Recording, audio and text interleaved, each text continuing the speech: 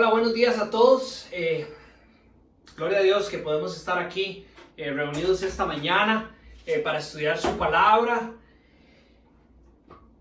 Por estos medios, ¿verdad? Nos encantaría poder estar juntos físicamente, pero como les he dicho en las últimas transmisiones, hay todavía una inestabilidad a nuestro alrededor que nos ha hecho como iglesia orar y considerar que es mejor todavía no empezar las reuniones presenciales. No solo estamos alistando el rancho de la iglesia para poder hacerlo, sino que también estamos orando para discernir lo que nuestras autoridades nos están diciendo que es lo más conveniente de hacer y cómo debería de hacerse para poder honrarlos a ustedes como asistentes y honrar sobre todo a nuestro Señor, siendo responsables con lo que nos ha puesto en nuestras manos. Hoy vamos a continuar nuestra enseñanza en lo que yo considero que es la penúltima enseñanza, primera de Pedro, en el capítulo 5, ya cerrando esta carta. Y para esto, aunque hoy solo vamos a estar enfocados en el versículo 10 al 12, dejando el 12 para la siguiente semana y también el cierre, pero voy entrando en algunos aspectos de él. Voy a leerles igual desde el punto B del versículo 5 hasta el versículo que tenemos para hoy, que es el versículo 12, el versículo final que tenemos para hoy, que es el versículo 12. Dice así en Nueva Versión Internacional.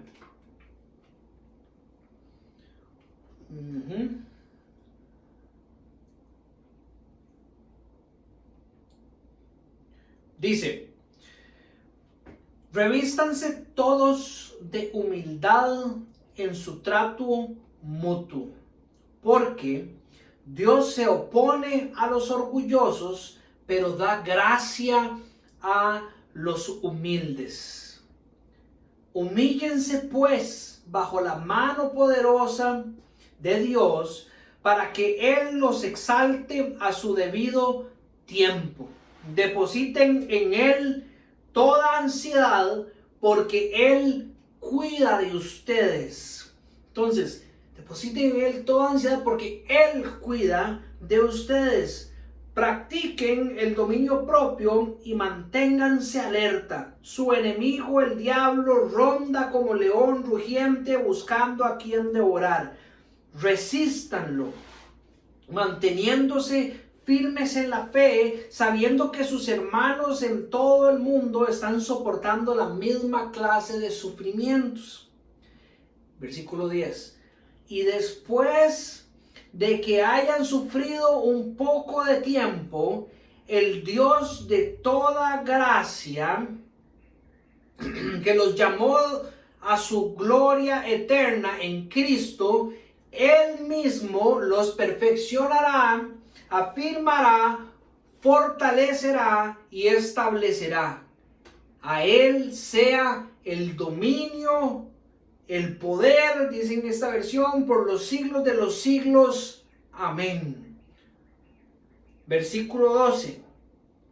Por conducto o por ayuda de Silvano, a quien considero un fiel hermano, les escribo brevemente para animarlos y confirmarles que esta es la verdadera gracia de Dios. Manténganse firmes en ella. Manténganse firmes en ella. Como les decía, penúltima enseñanza de Primera de Pedro, de la carta que hemos estudiado. Creo que esta carta sin duda ha sido una bendición. Cuando estábamos orando para decidir cuál carta predicar, le pedíamos al Señor que nos guiara para ver cuál sección de su consejo, aunque sabemos que todo el consejo de Dios es útil, es verdadero y es bueno para nuestras vidas, orábamos como iglesia para ver qué era lo que Él quería que enseñáramos, y puso en nuestro corazón esta primera carta de Pedro y su segunda carta también. De hecho, la primera carta de Pedro.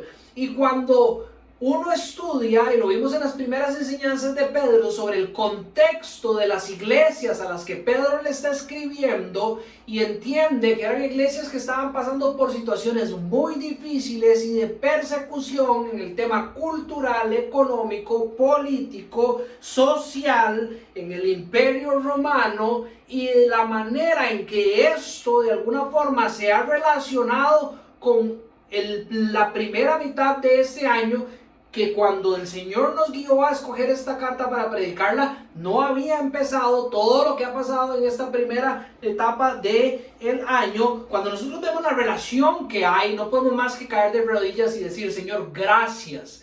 Gracias porque nos regalaste en tu gracia y en tu misericordia dirección para predicar una carta que ha sido tan conveniente para los tiempos que hoy estamos viviendo como iglesia. Ha sido una bendición para nosotros, no solo los predicadores, yo y Andrés, sino que como iglesia, recordar quién Dios es a través de las palabras de Pedro. Mis hermanos, vayan al principio de esta carta, empiecen a leerlo otra vez. Nunca crean, por lo menos nunca den por sentado que su entendimiento o conocimiento de Dios es ya el que es y que usted no tiene nada más que aprender del Señor. Yo personalmente he descubierto miles de faltas que fueron heredadas a mí por parte de diferentes personas que han influenciado mi vida, y que a través de la luz de la palabra de Dios he descubierto que estaban tal vez torcidas o equivocadas. He podido encontrar, no solo a través de la carta de Pedro, sino de la palabra de Dios, de meditar y pasar tiempo en ella, la riqueza y lo divino que es el Señor de las Escrituras. Pedro nos ha bendecido con recordarnos quién es este Dios. Nos ha recordado nuestro estado perdido antes de encontrar a este Señor de la Biblia. Cómo nosotros estábamos perdidos en la oscuridad de nuestras vidas, creyendo que nuestro entendimiento era suficiente, que nuestras decisiones eran las mejores decisiones de todas las decisiones que alguien podía tomar en el mundo, y llevando y guiando nuestras vidas por las pasiones de nuestra carne. Y obviamente veíamos que los resultados eran resultados y caminos malos y caminos de perdición. Pedro nos ha recordado ese caminar antes de caminar de la mano de Jesucristo. Nos ha recordado lo que Jesucristo ha hecho por nosotros, lo que Dios el Padre a través de su Hijo, Dios en la carne, a través de su muerte, su vida, su muerte y su resurrección, como hemos sido bendecidos en Él, hemos sido transformados por la sangre del Señor Jesús, entendiendo por como su vida y su muerte en esa cruz y la resurrección como Dios diciendo: acepto todo lo que mi Hijo ha hecho, la obra de mi Hijo Jesucristo por ustedes, ¿verdad? Cómo todo eso nos transformó en lo que Pedro describe en el capítulo 2 de esta carta, en una casa espiritual que está siendo construida, en una nación santa, en un real sacerdocio que ahora puede presentar sacrificios agradables al Señor, y que vive una vida proclamando las maravillas que Dios ha hecho para sacarnos de las tinieblas a la luz admirable. Todo eso nos ha recordado el apóstol Pedro y ha sido maravilloso. Nos ha hablado sobre nuestro caminar personal como cristianos, lo que Dios nos ha llamado a hacer, y sobre nuestro caminar ministerial también como iglesia, los propósitos de Dios para nosotros como personas y para nosotros como el cuerpo de Cristo. Y ha sido intencional y explícito, creo, en enseñarnos a través de su carta cómo debe ser ese caminar del cristiano. Y mi hermano y mi hermana, si usted ama al Señor con todo su corazón, con toda su mente, y le pide al Señor que lo ayude a amarlo más, ¿verdad? Para entender que no somos perfectos y que necesitamos cada día más amar al Señor, le pido que de nuevo vaya y lea la carta de Pedro y marque estas cosas como yo las marqué, donde el Señor lo llama a caminar de cierta manera, porque a través de nuestra obediencia mostramos nuestro amor al Señor y el Señor hace su obra en nosotros.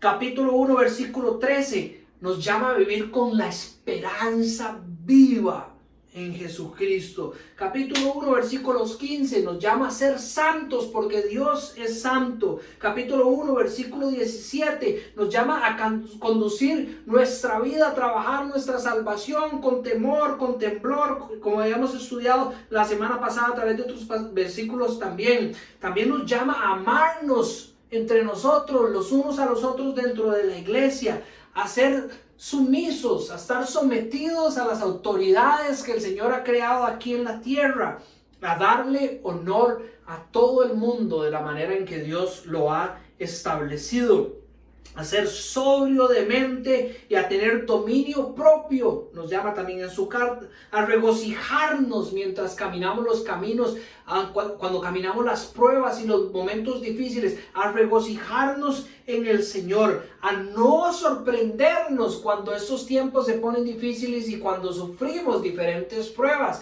No es una sorpresa, ¿por qué? Porque Pedro ha sido clarísimo en saber cómo el Señor utiliza estas pruebas, en nuestras vidas, a confiar y entregarnos plenamente en las manos de Dios, a vestirnos con humildad y a resistir los ataques del enemigo.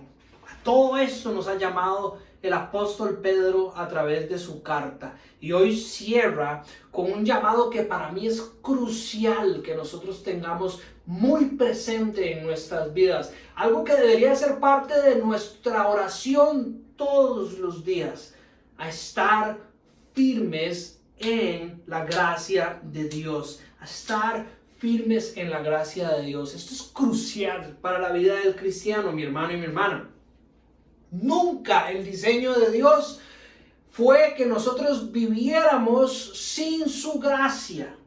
Si usted ve el diseño original de la creación, había una comunión perfecta entre Dios y el hombre. La intención de Dios nunca fue que nosotros camináramos solos. De hecho, cuando usted estudia los relatos del Génesis en el capítulo 1, encuentra que nosotros fuimos bendecidos por Dios sin ni siquiera haber hecho nada, por medio de su palabra, por medio de experimentar esta comunión con Él. Y después, por nuestra desobediencia, esto se rompe y el Señor empieza constantemente a derramar su gracia en nuestras vidas, hasta que reconstruye una relación con los suyos a través de Jesucristo, que da ese regalo inmerecido que es la salvación, que vamos a estudiar también más adelante, y todo por su gracia. De principio a fin su gracia ha estado presente, no solo en la historia de redención del pueblo de Dios, de la iglesia, sino también en la vida de cada uno de nosotros a través de la historia. Pablo le escribió a los Gálatas. ¿Tan torpes son?, les preguntó en cierto momento. Capítulo 3, en el versículo 3, arranca del versículo 1, donde les dice: Gálatas torpes, como diciéndoles, ¿qué les pasa? ¿Quién los ha hechizado a ustedes? ¿Quién les ha cambiado, les ha distorsionado el entendimiento? Dice en el versículo 3, después de haber comenzado con el Espíritu, pretenden ahora perfeccionarse con esfuerzos humanos. Después de haber recibido la gracia de Dios, algo que vamos a desarrollar hoy a profundidad en la salvación por medio de ese nuevo nacimiento, por medio de ese lavamiento de su ser y ser hechos criaturas nuevas para caminar los caminos que Dios ha destinado para que ustedes caminen. Todo eso por un regalo inmerecido que han recibido de parte de Dios, la gracia de Dios. Pretenden ahora seguir viviendo el resto de sus vidas con sus propias fuerzas. ¡Qué error sería!, dice Pablo. ¡Qué torpes seríamos si ignoramos que hay una gracia que está para nosotros, para que por medio de ella podamos caminar los caminos que Dios tiene para nosotros! Entender la gracia es algo esencial para nuestras vidas, para poder nosotros disfrutarla en esta vida como el Señor quiere que nosotros la disfrutemos, y para disfrutar después con Él en toda la eternidad. especialmente en el cierre de la carta del apóstol Pedro, que viene a comprimir lo que él ha venido enseñando a través de toda su carta, encontramos esa relación que para nosotros tal vez es difícil de entender entre las dos verdades que existen de la responsabilidad del hombre a caminar en santidad como hemos sido llamados y el regalo que Dios nos da desde el principio hasta el fin por medio de su Hijo Jesús, a través de su Santo Espíritu viviendo en nosotros y convirtiéndonos en esa casa espiritual para que nosotros podamos verdaderamente caminar de la manera en que el Señor nos llama. Dos verdades paralelas, pero si usted de alguna manera tuviera que ordenarlas en su mente como para poder, si usted es como yo que necesita ponerle orden a las cosas para poder operar de una mejor manera, yo le digo, mi hermano, vea, usted está llamado a caminar los caminos de santidad que Dios lo ha llamado a caminar, pero nunca intente hacerlo sin la gracia de Dios. Es esencial que usted entienda cómo opera la gracia de Dios para que usted, partiendo de ese Dios de toda gracia, pueda caminar de la manera en que usted ha sido llamado a caminar. Y creo que eso es lo que Pedro está haciendo hoy. Está cerrando su carta, ha dado todas esas instrucciones que hemos estudiado, nos ha bendecido con todo ese llamado que el Señor tiene para nosotros, pero no quiere que ni locos tratemos de hacerlo ignorando la gracia de Dios. ¿Qué tenemos que entender nosotros por gracia según lo que encontramos en la Escritura? Tal vez para poder entenderlo mejor, podríamos empezar diciendo que gracia tiene algo que es contrario a ella en la palabra de Dios, que se conoce también como justicia. La justicia es algo que se gana o uno merece por nuestras propias obras. Entonces, sí, Dios es un Dios de justicia, ¿verdad? Lo que nosotros merecíamos por nuestra forma de vivir, una forma antagónica, contraria a la forma en que Dios quiere que nosotros vivamos en esta vida, lo que nosotros merecemos por eso es la muerte. Eso es lo que enseña la Biblia, específicamente en Romanos capítulo 3. La paga del pecado es la muerte. Lo que usted se merece por la manera en que usted vive, por sus obras, por su forma de caminar, era la muerte. Ese es un ejemplo de justicia. Usted se gana o merece lo que usted siembra y después cosecha. La justicia es algo que se gana o merece por nuestras obras. La gracia, contraria a la justicia, es algo que es dado a usted sin que usted haya hecho nada para merecerlo. Viene a ser ese regalo inmerecido de parte de Dios para con los hombres. Es un favor que usted recibe sin merecerlo. Vamos a profundizar un poquito más. La gracia es inmerecida, no hizo nada usted para alcanzarlo, es dada libremente por Dios. Es dada libremente por Dios. Hay una relación estrecha entre el amor y la gracia que vamos a tratar de profundizar un poquito hoy para que usted entienda y pueda después estudiarla más a profundidad en sus estudios. Hay una relación entre la gracia y el amor. Tiene que saber que la gracia es solo un favor inmerecido, es algo que usted no hizo nada para alcanzarlo, es dado libremente por Dios. Él no estaba obligado ni necesita darla. En la aceidad de Dios, que es un término teológico, Él no necesitaba ni darnos gracia, ni estaba obligado a darnos su gracia. Es una decisión 100% divina. Es una decisión de Dios darnos gracia. No hay parte nuestra en esto. ¿Y por qué esto es muy importante? Porque a veces los seres humanos cometemos el terrible error de creer que Dios nos debe algo. Yo no sé si usted alguna vez le ha pasado este tipo de pensamientos por su mente, o usted ha escuchado a alguien alrededor suyo que dice que si Dios fuera verdaderamente un Dios bueno, o si Dios fuera un Dios verdaderamente de amor, Él nos debería de dar una mejor vida, ¿verdad? Muchas personas utilizan ese argumento para tratar de desacreditar quién Dios es, el Dios verdadero que existe, que describen las Escrituras.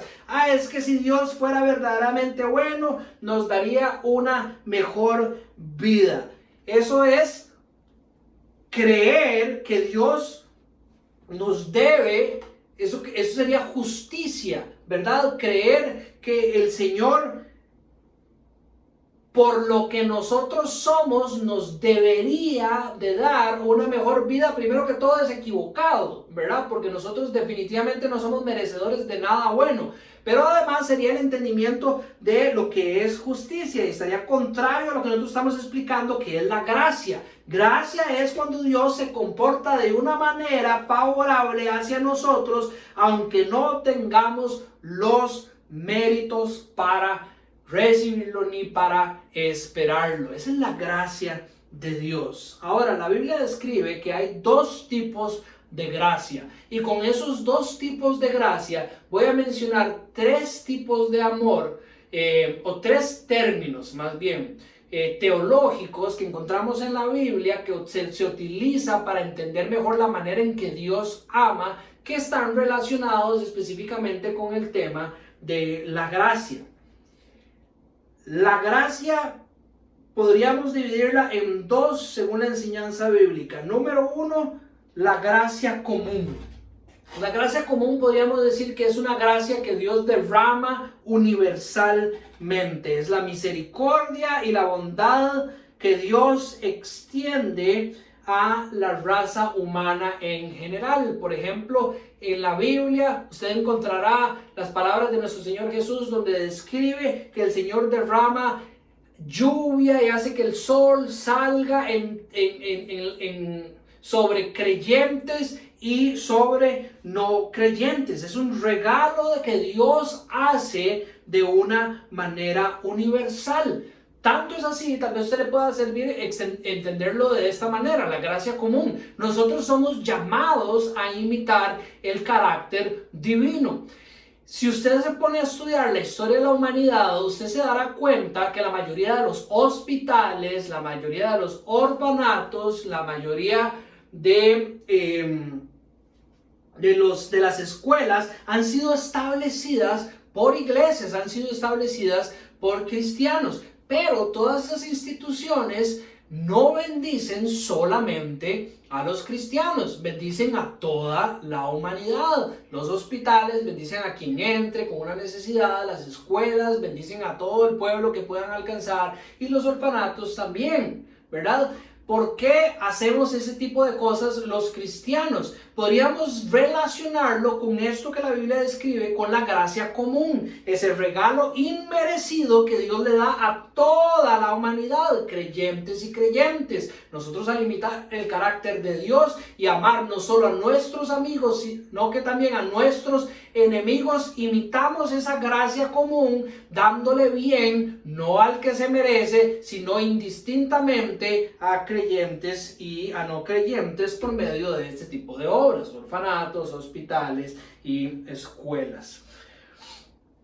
Dos amores que tienen, bueno, como les decía, dos ramas del amor o explicaciones sobre el amor de Dios que tienen una relación directa con la gracia común, sería lo que se conoce como el amor benevolente de Dios, y el otro es el amor de beneficencia de Dios. El amor benevolente tiene que ver con su preocupación general por el bienestar de todos los seres humanos, por la preocupación de Dios por el bienestar de todos los seres humanos. Si estuviéramos hablando del amor benevolente de Dios, podríamos decir que Dios ama a todos y es benevolente con todos, enmarcado en el contexto de lo que estamos hablando de la gracia común. Tiene que ver con su voluntad, ¿verdad? Donde Él expresa su amor por todos y cómo Él es bueno con todos. Y su amor de beneficencia tiene que ver con la manera en que Él actúa de manera bondadosa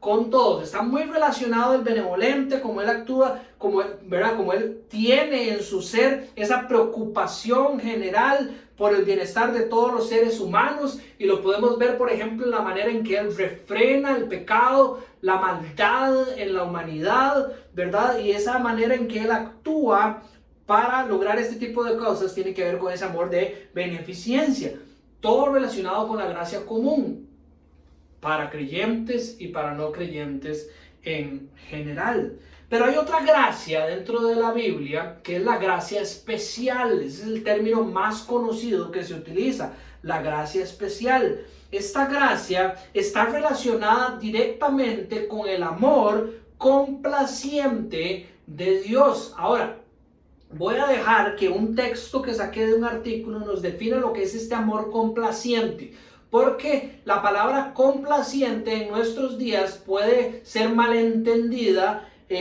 a la manera en que ha sido definida por muchos a través de la historia de la iglesia, como por ejemplo Jonathan Edwards, que les voy a leer un resumen de sus palabras a través de otro teólogo de nuestros tiempos.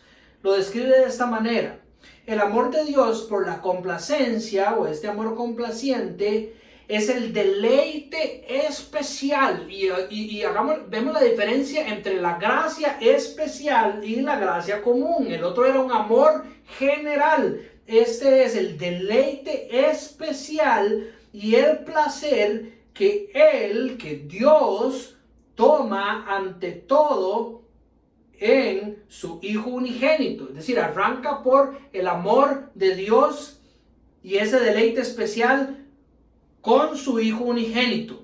Es Cristo quien es el amado del Padre supremamente. Él es el Hijo en quien el Padre está bien complacido. Por adopción en Cristo, y aquí es donde cae esta gracia especial en nuestras vidas, por adopción en Cristo, cada creyente comparte este amor divino de la complacencia. Entonces, por nuestra adopción en Cristo, un regalo inmerecido es que nosotros disfrutamos de este amor complaciente o este amor de complacencia. Es el amor que disfruta Jacob, dice el texto, pero no Esaú. Usted puede estudiarlo en el libro de Génesis, en el Antiguo Testamento. Este amor está reservado para los redimidos en quien Dios se deleita. No porque haya algo inherentemente encantador o delicioso en nosotros, sino es porque nosotros hayamos hecho algo o porque Dios haya visto desde antes algo en nosotros que era bueno. No, sino que estamos tan unidos a Cristo, el amado del Padre, que el amor que el Padre tiene por el Hijo se derrama sobre nosotros. Es por esa razón que su amor se derrama sobre nosotros, por esa adopción que hay en su Hijo. Él derrama este amor de complacencia que se ve como gracia especial en nuestras vidas. Entonces, gracia especial la vamos a ver en la salvación, la manera en que somos adoptados por Dios y unidos para la eternidad en Cristo Jesús. Y también vamos a ver esta gracia especial en la santificación, como lo leímos en la definición, la manera en que Dios va derramando su amor en los creyentes para ir transformando sus vidas hasta que Cristo sea revelado. Eso tiene que ver con una reorientación en nuestra vida, en las cosas que nosotros amamos, en nuestras afecciones, y ahora en vez de ir en contra de Dios, van cada día más a favor de Dios. El proceso de santificación, como bien estudiamos a través de la carta de Pedro, es algo que se da a través de toda la vida. Es a través de toda la vida donde el Señor está derramando este amor de complacencia en nosotros. Entonces, hay una gracia que es en el momento de la salvación, y esta misma gracia especial se sigue derramando en nuestras vidas a través de nuestras vidas. Perdonen que sea tan redundante, pero es clave e importante que nosotros la tengamos identificada según Pedro está cerrando su carta para poder vivir y seguir el camino que Pedro también nos ha marcado a través de toda su carta. Tito en el capítulo 2, versículo 11 al 14, nos habla, para mí es un buen ejemplo de la manera en que el Señor, de la gracia común, decir, y la gracia especial. Dice Tito, según capítulo 2, 11 al 14, dice: en verdad Dios ha manifestado a toda la humanidad su gracia, la cual trae salvación y nos enseña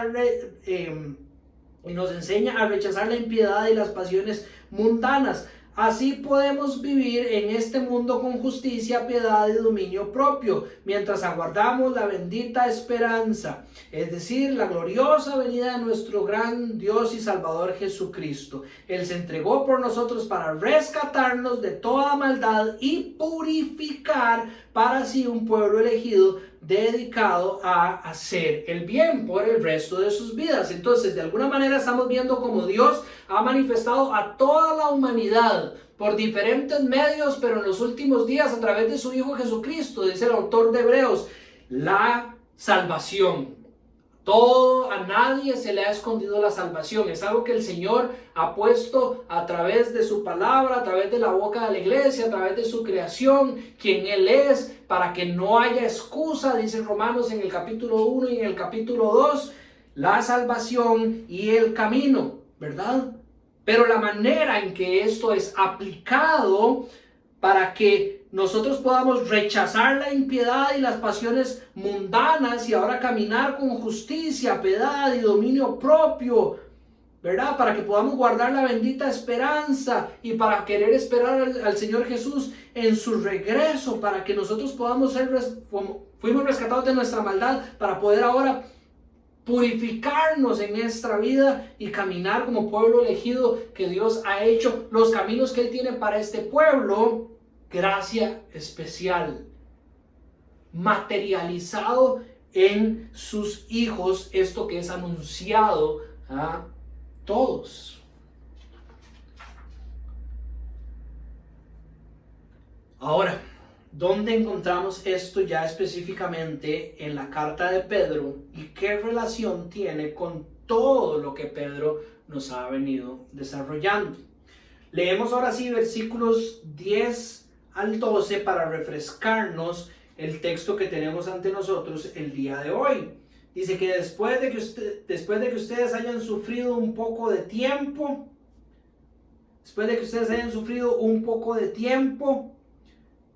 el Dios de toda gracia, que los llamó a su gloria eterna en Cristo, Él mismo los perfeccionará, afirmará, fortalecerá y establecerá. Leamos hasta ahí en este momento. El Dios de toda gracia, que los llamó a su gloria eterna en Cristo, Él mismo los perfeccionará, afirmará, restablecerá y establecerá. ¿Qué tenemos que entender por el Dios de toda gracia? El Dios de toda gracia.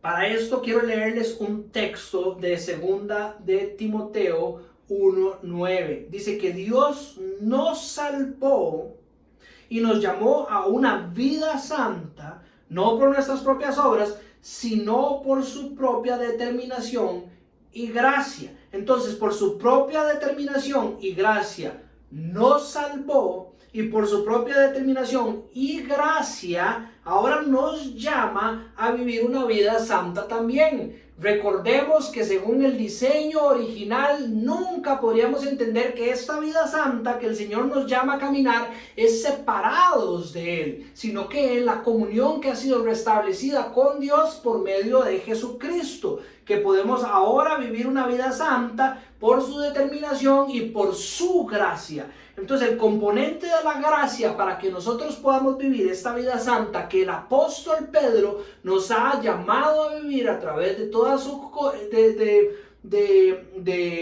carta es la gracia. Es fundamental que nosotros entendamos que la gracia es pieza clave para poder vivir y caminar como cristianos. ¿Y en quién vamos a encontrar esa gracia? En Dios.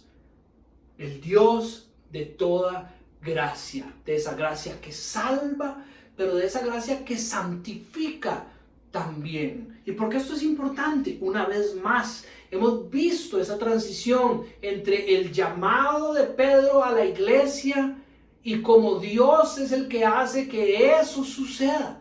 Nos hemos empapado, como ya leía la lista al principio, de las cosas que el Señor quiere que nosotros caminemos, pero Pedro no quiere que ni loco se nos olvide. Les vuelvo a decir que esto lo vamos a poder hacer porque el Dios de toda gracia tiene eso que va a ser suficiente para que nosotros podamos caminar con determinación la vida que Él nos llamó a caminar, que es una vida santa.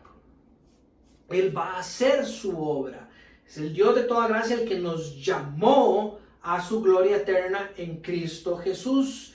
Él es el que nos perfeccionará, afirmará, fortalecerá y establecerá. Él va a hacer su obra. Recuérdense el capítulo 5 que leímos al principio de este mismo, el versículo 5 de este mismo capítulo. El capítulo 5 dice que Dios se opone a los orgullosos, pero da gracia a los humildes, ¿verdad? Y el Señor, por la obra que hace en nuestro corazón, aquel que transforma nuestro corazón y pone en nosotros, como lo estudiamos la semana pasada y la antepasada, tanto el querer como el hacer, ¿verdad? Es el que va a ir derramando esa gracia para que nosotros podamos caminar sus caminos. Pero es su responsabilidad no ser orgulloso, sino llenarse, cubrirse de vestirse de humildad, ahí en ese lugar que estudiamos la semana anterior, bajo la mano poderosa de Dios, para que ahí, la semana tras anterior, para que Él pueda derramar ahí su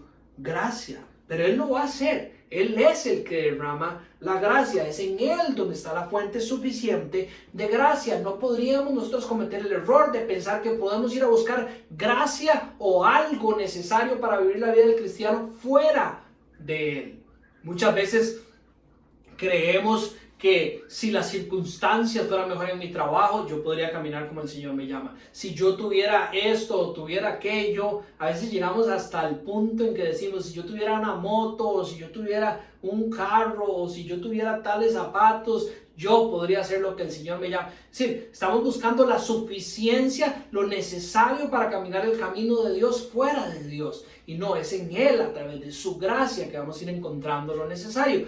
Vamos a seguir viendo esto en los diferentes textos que tenemos hoy. Otra cosa que es importante, Él no solo nos llama, ¿verdad? Y nos va a dar la gracia suficiente, no solo hace su obra en nosotros, para eso Él tiene gracia suficiente, sino que nos asegura que Él terminará su obra.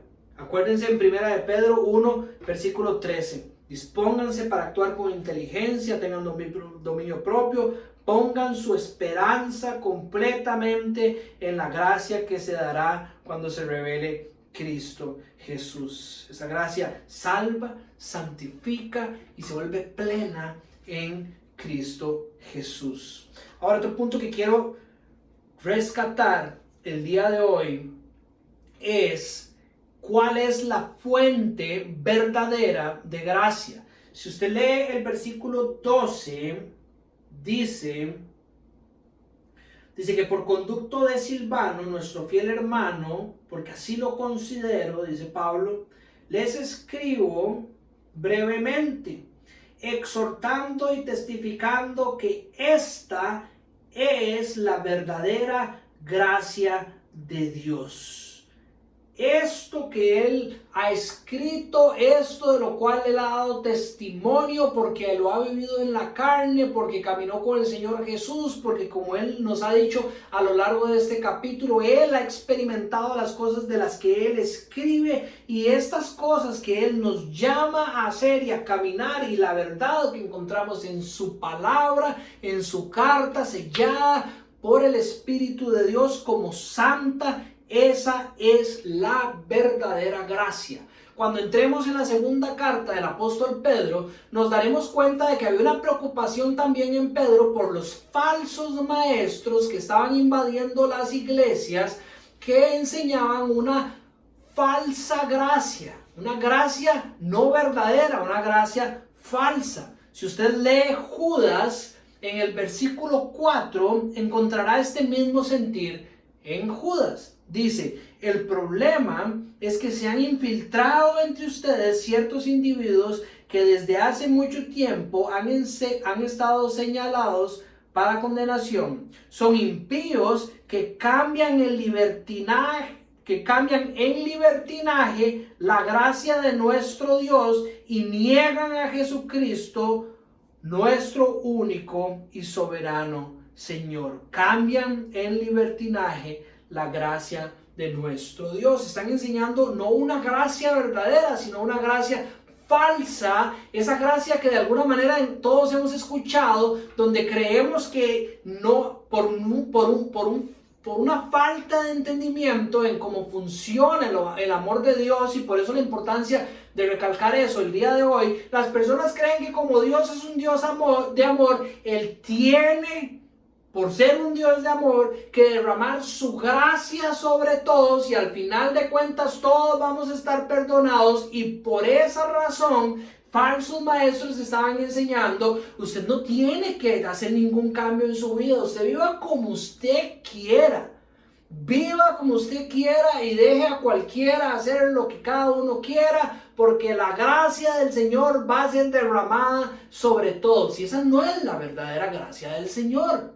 Esa no es la gracia que describe la Biblia. La gracia que está especial derramada sobre aquellos que tienen esa comunión con su Hijo, y que esa es la que lleva a la vida eterna. No una gracia que está basado tal vez en un mal entendimiento, pobre entendimiento de la gracia común, que cree que cualquier persona puede hasta negar a Jesucristo, como lo que está diciendo aquí, niegan a Jesucristo, nuestro único soberano y Señor, y creer que al final de sus vidas son merecedores de la gracia de Dios. ¿Cuántas veces, mis hermanos, hemos estado en lugares donde hemos caminado con personas que creen que son merecedoras del cielo simplemente porque han escuchado en algún momento la palabra de Dios en sus vidas, o porque conocen la palabra, abro paréntesis, comillas, Dios, la palabra Dios? Solo han escuchado Dios en algún momento y entonces ya se creen merecedores del cielo. Y nosotros no es que estamos llamados a apuntar a esas personas y decirles que equivocados estamos. Estamos llamados a entender esta verdad con el propósito de llevarla a estas personas que tienen ese mal entendimiento, o que tal vez han sido enseñados de mala manera por falsos maestros, y presentarles la verdad divina de Dios. Esa es la tarea de la iglesia, y la importancia no solo de entender la gracia para nuestra vida personal, sino también desde el punto de vista ministerial, como Pedro nos ha llamado a lo largo de toda su carta. ¿Cuál es la verdadera gracia de Dios? Lo que Pedro nos ha exhortado y testificado a través de su carta, su palabra. La palabra de Dios es donde encontramos lo que la gracia de Dios es, y es la gracia de Dios también. Hebreos capítulo 4 versículo 16 dice: acerquémonos confiadamente al trono de la gracia para recibir misericordia, y ojo lo que dice, y hallar la gracia que nos ayude en el momento que más lo necesitemos.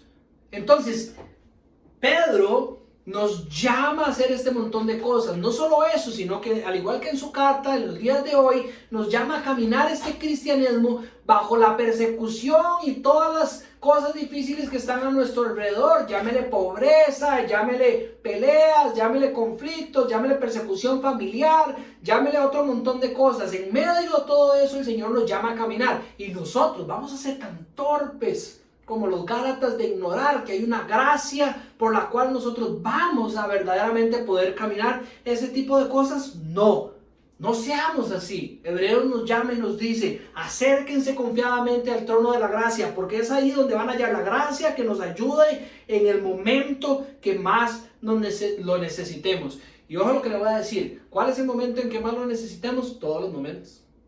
Todos los momentos. Si usted se conoce a usted mismo, yo necesito la gracia de Dios todos los momentos.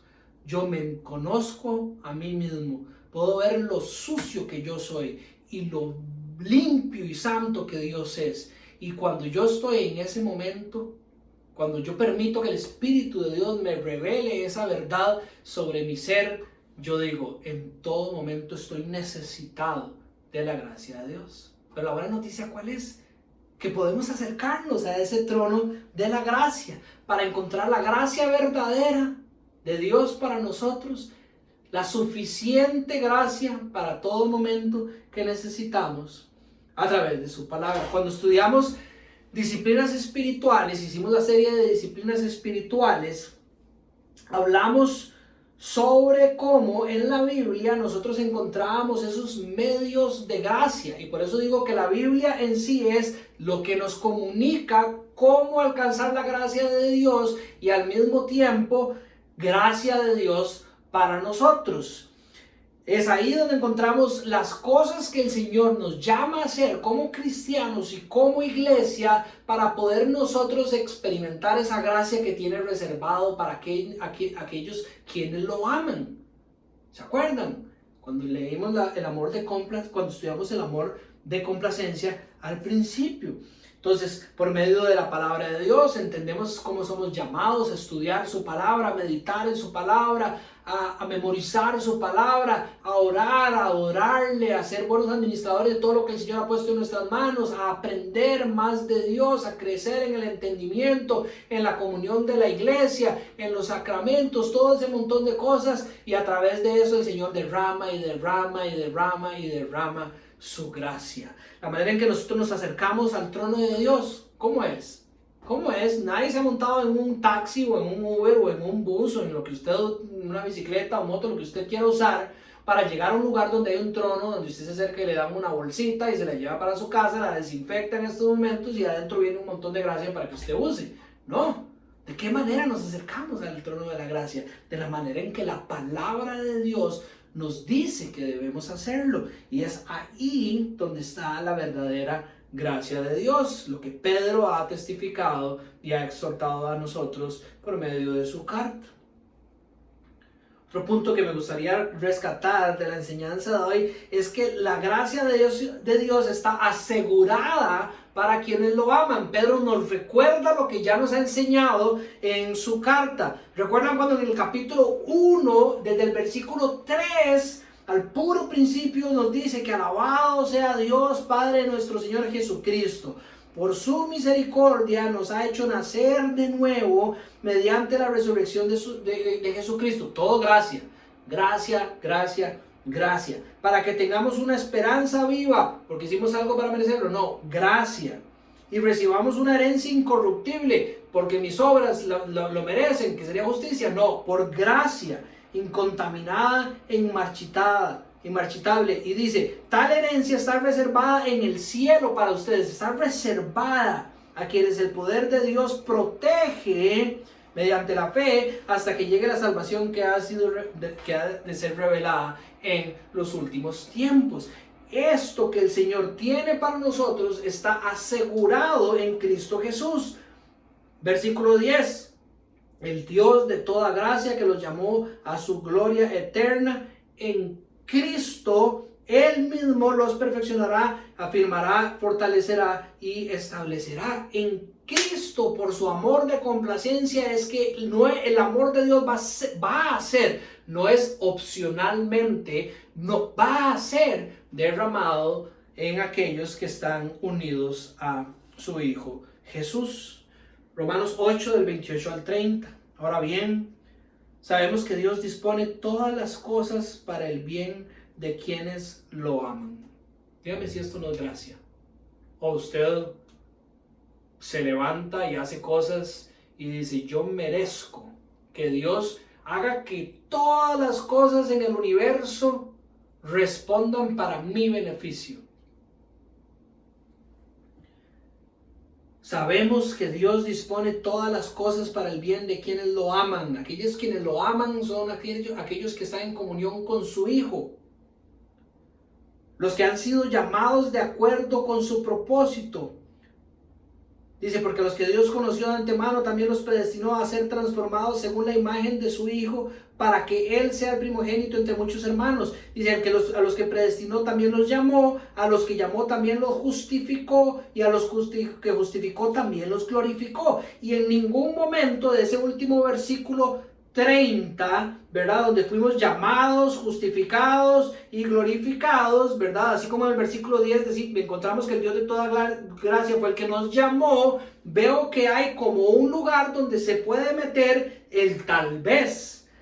El Dios de toda gracia que los llamó a su gloria eterna, dice en el versículo 10 del capítulo 5 de hoy, y aquí dice que aquel que nos llamó, ¿verdad? También nos va a justificar y también nos va a glorificar. Está asegurada. Esa gracia que fue dada a nosotros en la salvación, no hay nada que nos la pueda arrebatar. Esa gracia que está prometida para aquellos que aman a Dios y que va a ser derramada sobre nuestras vidas para que su obra se cumpla en nuestra vida y su voluntad y lo que nos ha llamado a caminar sea cumplido en nuestra vida, está asegurada. Y esa glorificación final, eso que está reservado, según lo dice Pedro en el capítulo 1, versículo 3, 4 y 5, ¿verdad? Que tengamos esa fe para esa herencia incontaminada que va a ser recibida en los últimos tiempos, que es la glorificación, está asegurada también. Porque los que Dios predestinó también los llamó, y a los que llamó también los justificó, y a los que justificó también los glorificó.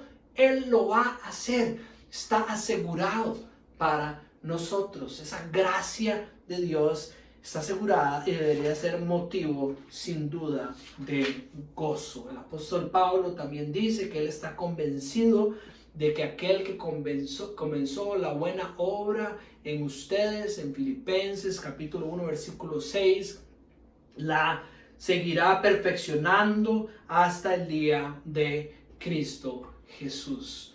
Va a suceder. ¿De qué manera es dada esa gracia a nosotros? Hoy, de una manera parcial, considero plenamente que cuando Pedro está escribiendo aquí en el texto, que él mismo, imagínense, ¿cómo vamos a dudar de que esto suceda? Dios mismo, sellado en Cristo Jesús y en nuestro corazón por la presencia del Espíritu Santo como casas espirituales, Él mismo es el que nos va a perfeccionar, nos va a afirmar, nos va a fortalecer, nos va a establecer.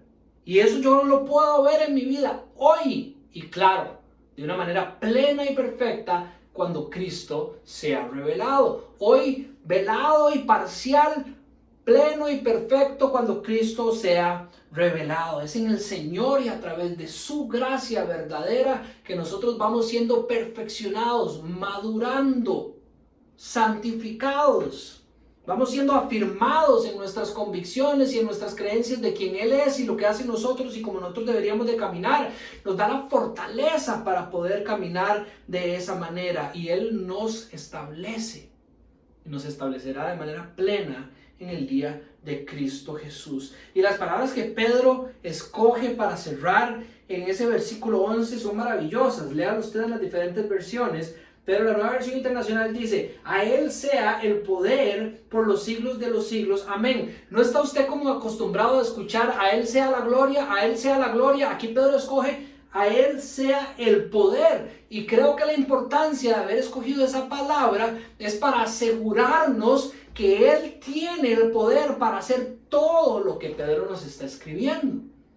Recordarnos que esto que Pedro nos está escribiendo hoy, todo lo que Él ha venido exhortando y testificando a las iglesias, va a pasar porque el Señor, que es todopoderoso, lo puede hacer.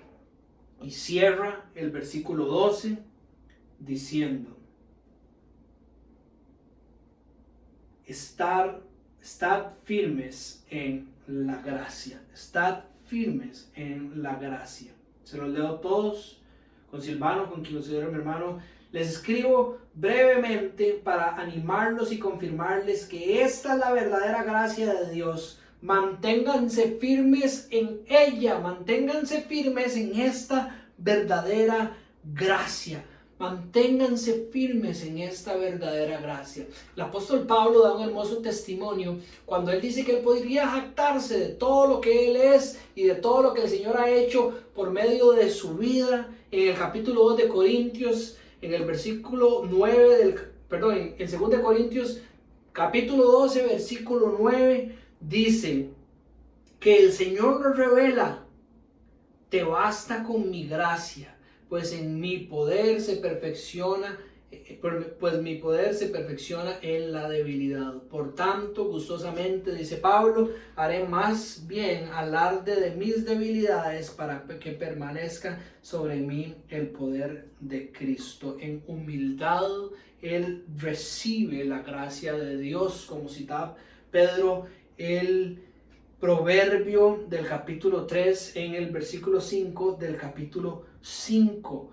El Señor le recuerda a Pablo por medio de esa espina en la carne, ese enemigo o ese mensajero de Satanás que describe Pablo, que no sabemos exactamente qué es, que él necesita de la gracia de Dios día con día, que en su humildad y viniendo a los pies de Cristo para buscar de su gracia es donde el Señor derrama y su poder es revelado y perfeccionado en la vida de los creyentes. Y así debería de estar en nuestra vida también. Si usted quiere pararse firme en su caminar como cristiano, es en la verdadera gracia donde usted lo va a poder hacer.